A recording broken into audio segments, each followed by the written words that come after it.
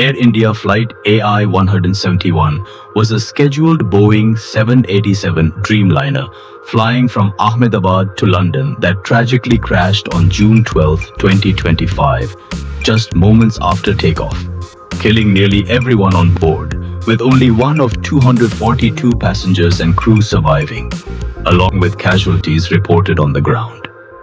The incident was captured in a blurry but telling video that revealed something deeply troubling.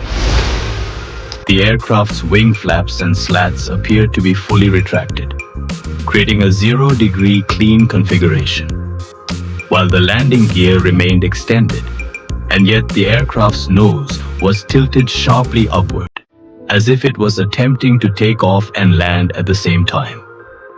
This unusual setup goes against every known aerodynamic principle used in commercial aviation. Normally, when an aircraft prepares for takeoff, its flaps and slats are deployed to about 10 to 15 degrees, which creates a curved wing shape to generate lift. And the moment it leaves the ground, the landing gear retracts into the body of the plane to reduce drag and enable smooth ascent. But in this case, none of that standard procedure seems to have occurred. The flaps were never extended, and the landing gear stayed down, meaning the aircraft faced extremely high aerodynamic drag with barely any lift. The outside temperature that day in Ahmedabad was also around 40 degrees, a factor that reduced air density and made it even harder for the plane to gain altitude. Flight AI-171 had access to a 3.5-kilometer runway, which it fully used, but even that didn't prove sufficient. If the lift is compromised even slightly due to configuration or temperature, or if any other factor like added aircraft weight or partial engine power loss comes into play, the result can be catastrophic. That's why investigators must now consider the total weight of the aircraft, the engine's performance, and whether either of the two engines failed. A single engine failure during takeoff, especially under such non-aerodynamic conditions, could have led to the aircraft's inability to climb and eventual stall. Though no birds were seen in the video, bird strikes have historically led to engine damage. The more pressing question now is, what exactly caused this disastrous configuration? Was it a system malfunction, jammed controls, a checklist oversight, or pure human error? Globally, 65% of aviation accidents are attributed to pilot error. Research into past accidents reveals two eerily similar incidents. On August 20, 2008, in Madrid, Spanair Flight 5022, a McDonnell Douglas MD-82 aircraft, crashed just after takeoff, killing 154 people. There too, the flaps and slats were never extended, and due to a technical oversight during maintenance, a relay known as R25 was disabled to solve an overheating issue. Unfortunately, this same relay controlled the warning horn that was supposed to alert pilots if any takeoff checklist item was missed. With that horn silenced, the aircraft lifted off in a clean configuration, with barely any lift, and stalled almost immediately, despite using a 4.3-kilometer runway. Investigators later revealed that the aircraft could only reach around 250 km/h, when it needed closer to 380 km/h to safely lift off in that configuration. A second similar crash occurred in 1987 in Detroit, USA, involving a DC-9 aircraft. Once again, the wings were not properly configured for takeoff.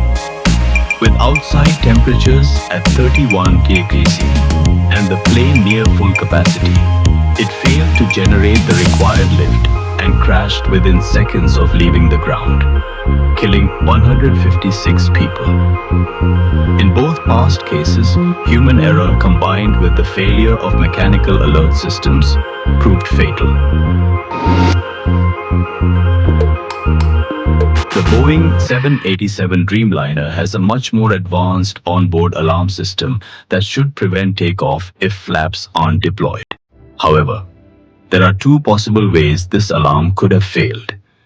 Either a technical glitch or improper maintenance disabled the alarm, or the pilots correctly extended the flaps before takeoff but accidentally retracted them mid-air, possibly by confusing the flap lever with the landing gear lever.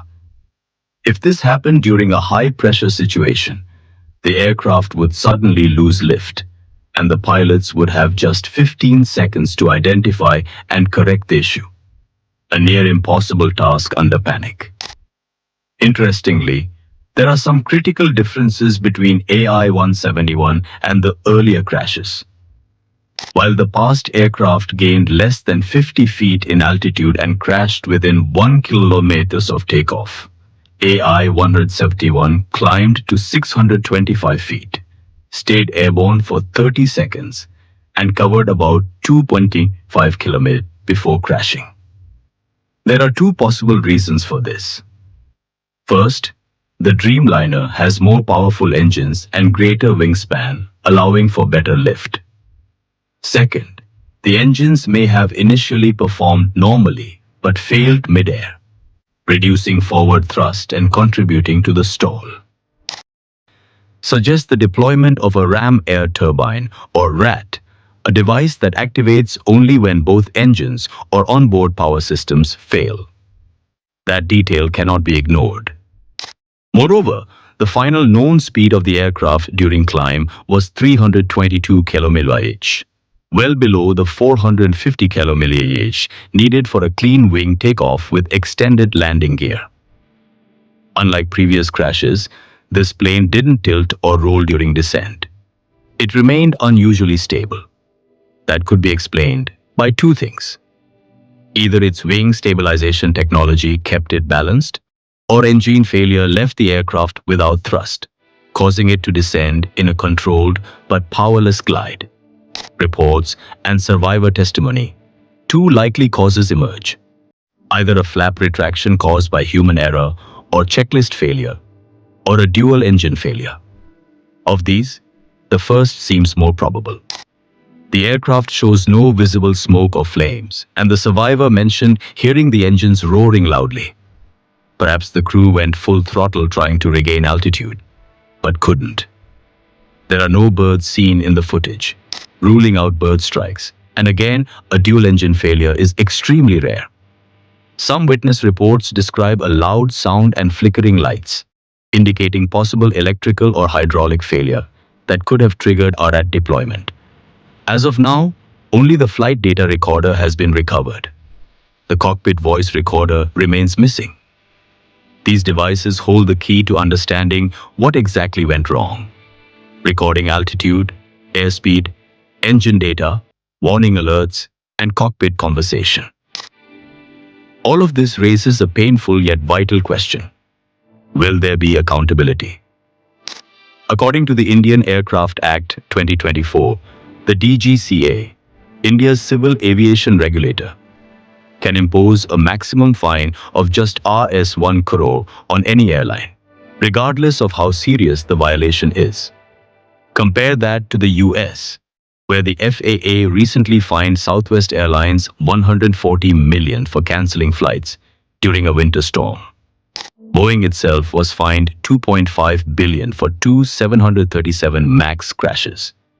In 2023, Air India's own chief safety officer was suspended for faking reports to show accident prevention protocols were being followed. But he returned to duty after just 1 month. Passengers have long raised red flags about Air India's service and safety, from broken seats to water leaks and faulty in-flight systems. Even the Boeing 787 Dreamliner, once hailed as a marvel of safety, has had its own history of delivery delays and manufacturing issues. Boeing engineer Sam Salehpour blew the whistle on security compromises, including manufacturing shortcuts and improper gap sealing in the fuselage, and reported receiving threats from his own boss. It's clear that despite PR campaigns and promises, multiple Boeing aircraft have crashed in the last 5 years. Not all crashes may have stemmed from design flaws, but creating highly complex systems that are prone to human error is itself a risk. In the race to meet deadlines and profits, safety is often sidelined. And unless India brings in strict enforceable regulations, the value of a human life will continue to be reduced to mere numbers on an insurance claim.